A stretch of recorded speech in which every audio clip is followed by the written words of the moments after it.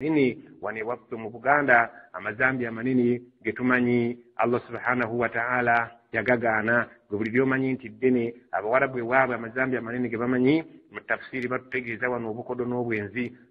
temusembereranga ebintu ebyo Allah subhanahu wa ta'ala byatuganye amazambi amanini ma dhahara minha agagenkukunala wa ma batana nagagenkukutu amazambi amanini begabeeraga mu nkukutu togasembereranga bagana okusemberera babategeeza ntogakoleranga ddala wala taqtulu an-nafsa allati harrama Allah temutanga omuntu temutanga omwoyo gw'omuntu Allah gwe yagaana okubeera nti omwoyo gwe guttibwa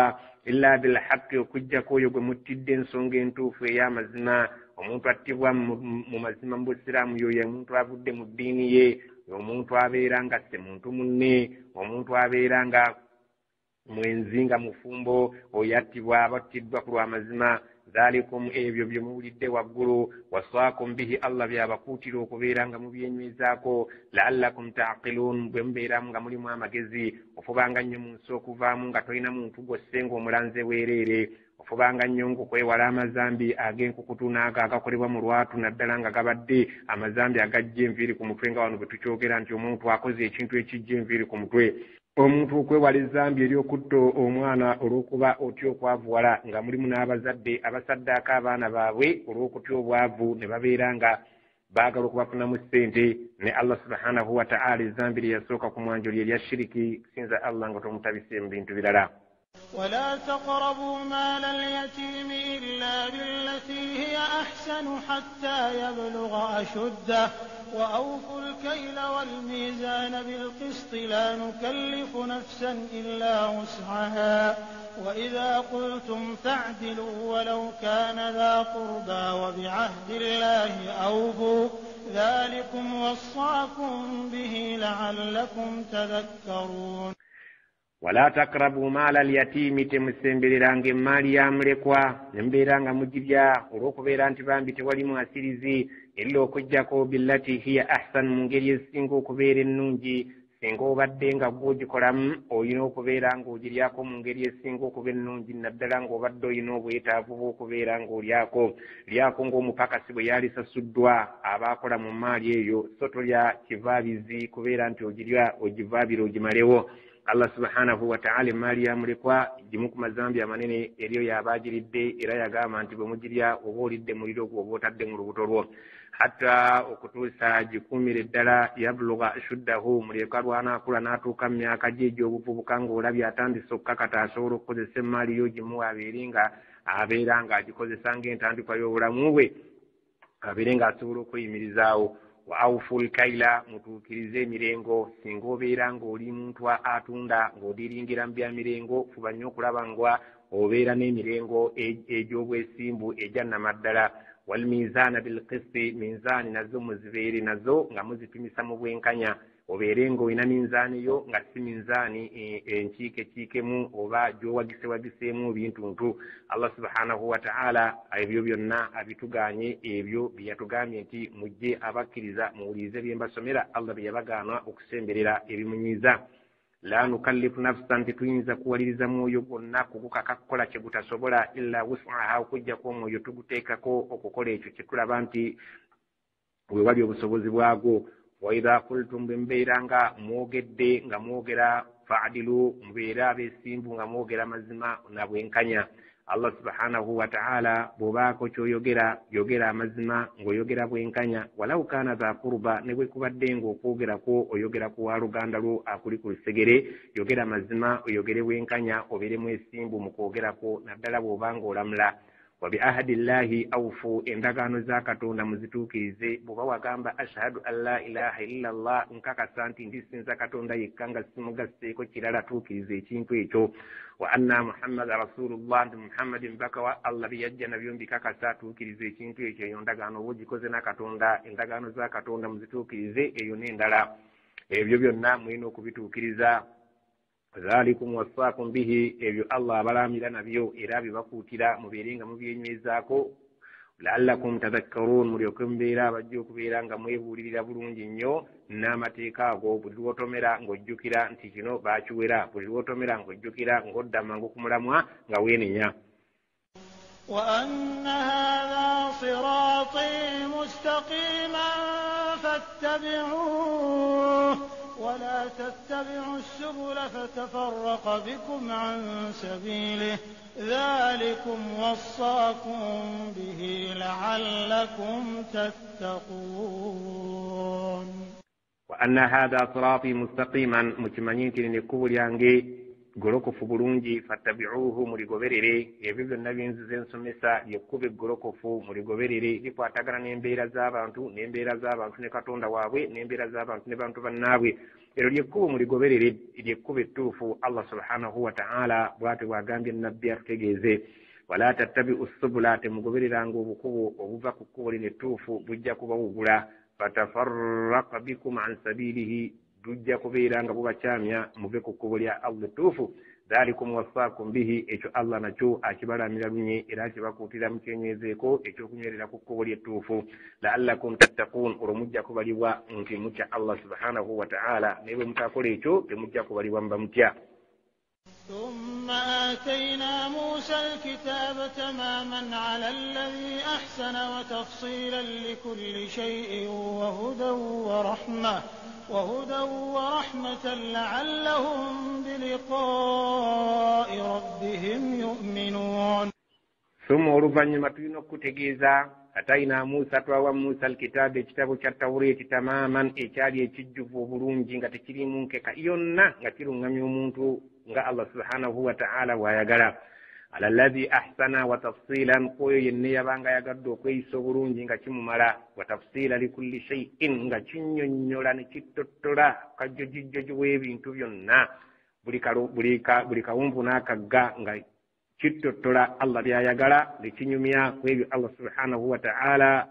byatayagala ebikwatagana ne Nabbi Muhammad sallallahu alaihi wasallam agenda okujja buli kimu kyonna kyalimu wa hudan nga kirimu obulungamu kwayagala okulungama wa rahmatan nga kirimu okusasira kwa Allah koyala bayagala abeere nga ayingira awali okusasira kwa Allah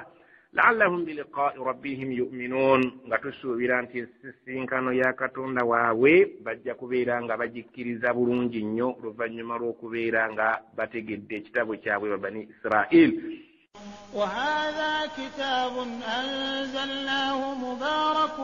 فاتبعوه واتقوا لعلكم ترحمون. Allah agamba nti wa hadha na kino ekitabo ekiyitibwa Qur'ani ekizze kitabu anzalnahu tukisiza mubarakun kya mukisa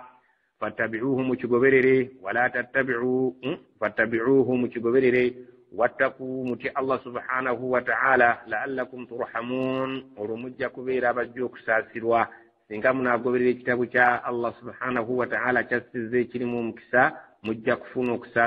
okusaasirwa okubeera Allah subhanahu wa ta'ala. أن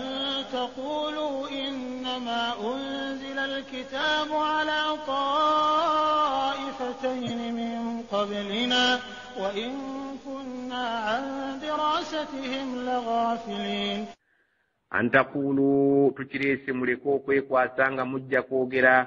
إنما أنزل الكتاب على طائفتين من قبلنا mazima ddala ekitabo kyassibwa ku bibinja ebibiri ebyatukulemberanga ffe situnnabaawo be Bayahudi abaafuna Tawreeti n'Abanasara abaafuna al-Injil tetwagaddemu Abawarabu mwekwase nti mwe temwafuna kitabo wa in kunna an dirasatihim newankubadde nga ffe mu kusoma ku bantu bali abaatukulembera la ghafilin twali bagayaavu nga tulaba tebitukwatirako ddala kubanga byalinga byogera ya bani Israila nga tefe situga mu kiti ekyo kale ne tubeera nga tugayadde okubeera nti tujja kubeera nga twogera tuba tusoma ebintu ebikikwatako kale mwe mufunye ekitabo kino nga kikwatibwako mwe n'abalala. أو تقولوا لو أنا أنزل علينا الكتاب لكنا أهدى منهم فقد جاءكم بينة من ربكم وهدى ورحمة فمن أظلم ممن كذب بآيات الله وصدف عنها سنجزي الذين يصدفون عن آياتنا سوء العذاب بما كانوا يصدفون. أو تقول بمالي زوكوغرا لو أن أنزل علينا الكتاب singa ddala mu butuufu kuffe waali wassibwawo ekitabo lakunna ahada minhum twali badde nga tuli baluŋŋamu nnyo n'okusinga abantu bonna abaali babedde mu nsi muno fakad jaakum bayyinatun min rabbikum kale ne bumaze okubajjira obunnyonnyofu okuva eri Allah nti nakino ekizza ekitabo kya Allah subhanahu wa ta'ala ekizza okuwunzika ebitabo byonna wa hudan wa rahma mwe muli okusaasira kwa Allah n'obuluŋŋamu faman adlam ani asinga oli az'amaanyi mimman kazzaba bi ayati llah okusinga oyo anaalimbisa amateeka ga Allah wasadafa anha n'awubuka n'abeera ng'agavaako n'atagalira eri mu shaitaani sanajizi alladhina yasdifuuna an ayatina tujja kusasula abo abanaawubuka ne babeera nga batagalira mu sitaani ne bava ku mateeka gaffe so al adaabi ekibonerezo ekibi ennyo bima kaanu yasdifuun olw'ebyo bye baakolanga nga batagalira eyo mu shaitaani oba mu shaitaani هل ينظرون إلا أن تأتيهم الملائكة أو يأتي ربك أو يأتي بعض آيات ربك يوم يأتي بعض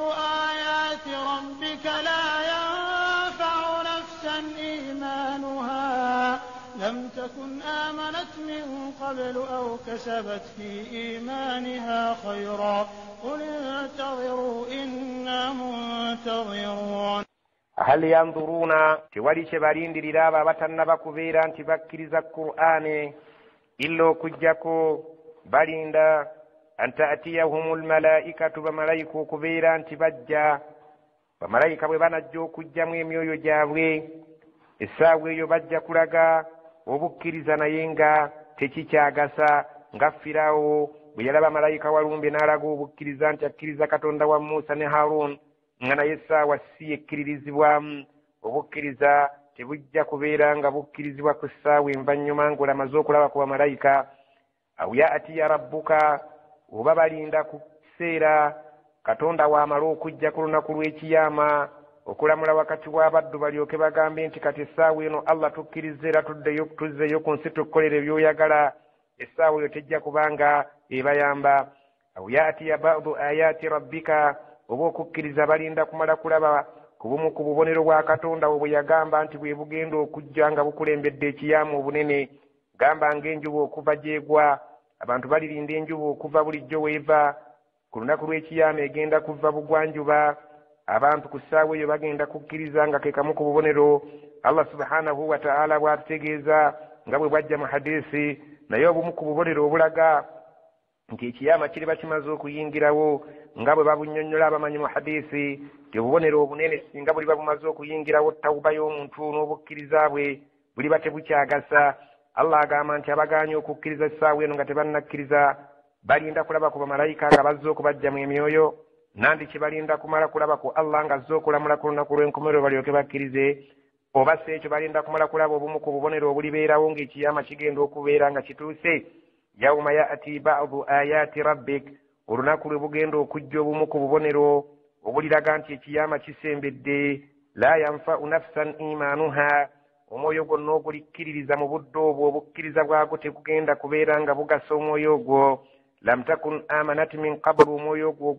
ogwali emabega nga tebunnajja nga mukkiriza omwoyo gwonna ogutaali mukkiriza nga obubonero obwo tebunnaba kulabikako ne gubeera nga gukkiriza oluvannyuma lw'okumala okulaba obubonero bw'ekiyama obukkiriza obwo tebugenda kugasa mwoyo ogwo n'akamu n'ak'eddagala aw kasabati fi imaaniha khayra oba omwoyo gwonna ogutaakola kalungi mu bukkiriza bwagwo nga tegwakola kalungi ng'akabonero kano tekannajja n'oyagala okola akalungi ng'oluvannyuma lw'akabonero kano kamaze okujja akalungi ako koolikola ng'akabonero k'ekiyama kamaze okuyingirawo omwoyo ogwo tegugenda kuganyulwa mu kalungi ako akalibeerawo obudde obwo omwoyo gwonna ogutakkiriza oba ogutaakola kalungi nga tewannaba kujja bubonero bwa kiyama bw'aliba nga nannyini mwoyo ogwo akkiriza oluvannyuma lw'obubonero bw'ekiyama tagenda kuganyulwa mu bukkiriza bwe ng'obukkiriza bwa Firaawo bwe bwagobwa kuli ntaziru Allah agamba nabbi Muhammadi nti bagambe balindirire obukkiriza bwabwe bwe bunaatuukira nga bwe babulindiridde okukkiriza mu kiseera ekibi ekitakkiririzibwamu bukkiriza inna muntaziruun naffe tulindiridde okugoba obukkiriza bwabwe Allah subhanahu wa ta'ala bw'ati bw'agambye nabbi abategeeze sallallahu alaihi wasallam إن الذين فرقوا دينهم وكانوا شيعا لست منهم في شيء إنما أمرهم إلى الله ثم ينبئهم بما كانوا يفعلون. إن الذين مزمابوا فرقوا دينهم أبات ما تمدين يابوي غبي بيهودي نابا نصارى غن النبي صلى الله عليه وسلم يتقي زانتي باجت ما تمدين يابوي نبابيرا غباجوا كنيمو بأمة نبوبيرا نسانفو مبساتو Allah subhanahu wa ta'ala agamba nti abantu abatemaate menzikiriza yaabwe ne babeera nga beeyuzayuzizaamu. Abamu ne bagamba nti Uzairu ibnullah, abayahudi abamu bagamba nti Uzairu ye mwana wa Katonda, aba Isa ne bagamba nti Isa ibnullah, Isa ye mwana wa Katonda, be bamu beramu ne bagamba nti Isa huwa Allah, nti Isa ye Katonda, abalala ne bagamba nti Isa salisu salasa, y'omu ku basatu ku bakatonda. Abalala babeera awo nga eddiini eriemu naye bagitemyemu obutundutundu. Allah agamba abantu abo abayuzayuza eddiini yaabwe wakanu shiya'an ne babeera nga bafuuse butoletole. Lasta minhum fi shay'in, gwe toli mu kika ekyo n'akamu n'akeddagala. Innama amuruhum ila Allah, ensonga zaabwe zireke zirindiridde Allah yagenda zitunulamu. Summa yunabbi'uhum, oluvannyuma ajja kubannyonnyola ekyali ekituufu okugoberera bima kanu yaf'aluuna, olw'ebyo bye baakolanga abasasula okusinziira engeri gye beeyisaamu okutulatulamu obubinjabinja. Bwe baleke tobavunaanyizibwako n'akamu n'akeddagala, ensonga zizze eri Allah yajja okubannyonnyola ebyo bye baakolanga nti byali bikyamu. من جاء بالحسنة فله 10 أمثالها ومن جاء بالسيئة فلا يجزى إلا مثلها وهم لا يظلمون. Man jaa bilhasanati, omuntu alijja mu maaso ga Allah nga yakola ekirungi nga baakitiikingako kattiiki nti kyali kirungi, falahu 10 amthaliha, aligenda okukiganyulwamu nga bamukubisirizaamu ebikifaanana 10. Waman jaa bisayi'ati, omuntu alijja eri Allah nga kyeyakola kibi ddala, fala yujza illa mislaha, atagenda kusasulwamu okujjako ekyo empeera efaanana ekibi ekyo yennyini nga tekubisiddwamu. Ekirungi Allah akikubisaamu. Singa oba wakola ekirungi kimu Allah akusasula ebirungi 10 ebikifaanana, naye ekibi tagenda kikubisaamu, ekyo nga kwe kusaasira kwa Allah subhanahu wa ta'ala. Wahum la yudlamun, abantu tebagenda kulyazaamaanyizibwa ku lunaku lwa nkomerero. Abaliyingira ejjana bagenda kakasa nti tugiyingidde olw'okusaasira kwa Allah, ku lw'okubanga ebirungi agenda abikubisaamu. So nga ate abaliyingira omuliro nabo bagenda kakasa nti ddala bwe gubadde gutusaana, kubanga Allah si mulyazaamaanya. Kitegeeza nti omuntu ali batamatidde kulamula kwa Allah abanga ategeeza nti Allah mulyazaamaanya, naye nga buli muntu yenna agenda kakasa nti Allah wamutadde w'abadde ajja okusinziira ku nkola y'emirimu gye. قل إنني هداني ربي إلى صراط مستقيم دينا قيما ملة إبراهيم حنيفا وما كان من المشركين. قل bagambe innani mazmanze hadani rabbi, katonda wange yannungamya, ila siratin mustaqimin, nembeera ku kkubo eggolokofu, diinan nga yeddiini, qiyaman entereevu obulungi engolokofu, millata Ibrahima, eddiini ya Ibrahim, hanifan eyali temanyi bukyamu n'akamu n'akeddagala nga ngolokofu bulungi busimbalaala. Wama kaana min almushrikin, teyali mu basajja abaalina okusamira oba okugatta ku Allah ekintu ekirala kyonna. قل إن صلاتي ونسكي ومحياي ومماتي لله رب العالمين. قل bagambe inna salati, mazime essala yange ne ibada zange zonna, kubanga essala yeekulira ibada zonna, wa nusuki, n'okusala kwange. Allah subhanahu wa ta'ala agamba nabbi Muhammad sallallahu alaihi wasallam abagambye nti okusaddaaka kwemba nsaddaasa ebisolo eri Allah, okusala kwange, wamahyaya ebikwatagana n'obulamu bwange, empangaala yange, wamamaati ebikwatagana n'okufa kwange singa essaawa eriba etuuse, lillahi, byonna biri mu mikono gya Allah rabbil alamin. Ebyo byonna mbikakasa nti Allah omulezi w'ebitonde, okusaala kwonna kwe mba nsadde nsaalira Allah si mulala, okusala kwange siina kyensalira mu mizimu oba misambo oba kisiina nsalira Allah byonna bya Allah obulamu bwange n'okufa kwange byonna biri mu mikono gya Allah oyo omulezi w'ebitonde Allah jalla jalaaluhu لا شريك له وبذلك أمرت وأنا أول المسلمين لا شريك له تayina kimwegattako mu bufuzi bwe bidhalika n'ebyo bye mbabuulidde nti mbikola kulwa Allah umirtu bwe nalagirwa nti buli kimu nkikole nga nkikola kulwa Allah wa ana awwalul muslimin era nze omusiraamu omusaalo omubereberye mu kubiteeka mu nkola nga bwe mbiragira abalala. قل أغير الله أبغي ربا وهو رب كل شيء ولا تكسب كل نفس إلا عليها ولا تزر وزرة وزر أخرى ثم إلى ربكم مرجعكم فينبئكم بما كنتم فيه تختلفون. قل باgambe أغير الله أبغي ربا nti atali Allah gwe mwagala mbeere nga nnoonya okusinza nga gwe ntaddewo ng'omulezi wange atali Allah gwe mwagala nteekewo ng'omulezi wange wa huwa rabbu kulli shay'in ng'ate Allah ye mulezi wa buli kintu kyonna wala taksibu kullu nafsin illa alayha tewali mwoyo gwonna wala taksibu kullu nafsin illa alayha tewali mwoyo gwonna guyinza kubeerako kyegukola okujjako nga Allah subhanahu wa ta'ala buli kyegukoze nga kibi okujjako ekyo ekibi kyegukoze kugenda kubeera nga kyekiguvunaanyizibwako buli mwoyo gwonna ekibi kyeguba gukoze kigenda kubeera nga ekibi ekyo kivunaanyizibwa ku mwoyo ogwo so si ku mwoyo mulala. Buli kibi kyonna omwoyo gwe kikola obubi obuba mu kibi ekyo bugenda kudda eri mwoyo ogwo.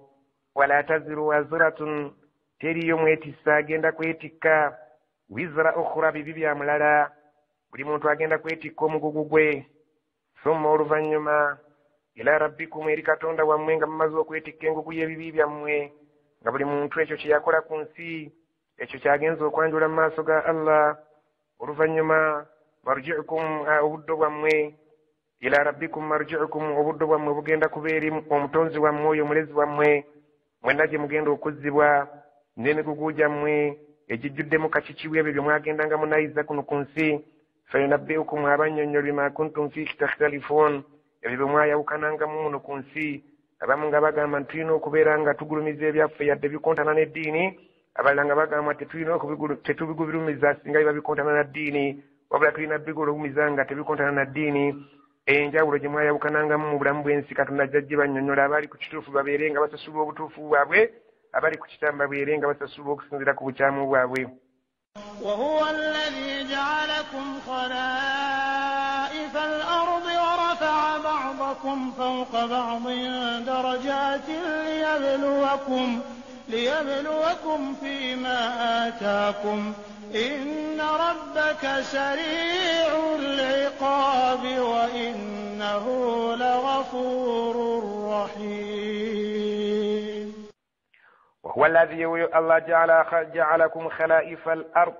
yabafuulanga muli abasigire be wano ku nsi abagendanga mujja nga bannammwe bavuddewo ne musikira ne muyingira mu bifo bya bannammwe ne musikira ebibanja bya bannammwe ne musikira ebifo bya bannammwe ne musikira entebe za bannammwe. Ja'alakum khala'ifa al-ardi yabafuula nga mugenda musikiragana muno mu nsi nga mudda mu bifo byabo abavuddewo. Wa rafa'a ba'dakum fawqa ba'din darajatin yoyo Allah yasitula abamu ku bannaabwe ne babeera nga balina amadaala aga waggulu, abalala bagagga abalala baavu, abalala bafuzi abalala bafugwa, abalala bamanyi abalala tebamanyi. Yoyo Allah subhanahu wa ta'ala yagenda asitula abamu nga abasitula ku bannaabwe. Liyabluwakum alyoka abagezesa alabe mwe abaavu muneeyisa mutya munaasiima, abagagga muneeyisa mutya eri abaavu munakkiriza okubawa hakki zaabwe Allah ziyabawa, abafuzi munaayisa mutya bwe mufuga, abafugwa munagondera mutya ababafuga. Allah yabakola abantu ng'abadde ekigendererwa ki mu kubasukkulumya alabye abantu babanayisa batya eri bannaabwe nga kigezo kinene. Fima ataakum okusinziira ku ebyo byaba abawadde oba bya bugagga oba bya bitiibwa. Inna rabbaka mazima omulezi wa sari'ul iqaabi mwangu wa kubonereza singa oba omuntu ayisizza bubi n'ava ku mulamwa Allah mu kubonereza kwe mwangu nnyo. Singa obeera ng'emmaali gy'akuwadde ogyeyisirizza mu bubi, singa obeera ng'ekitiibwa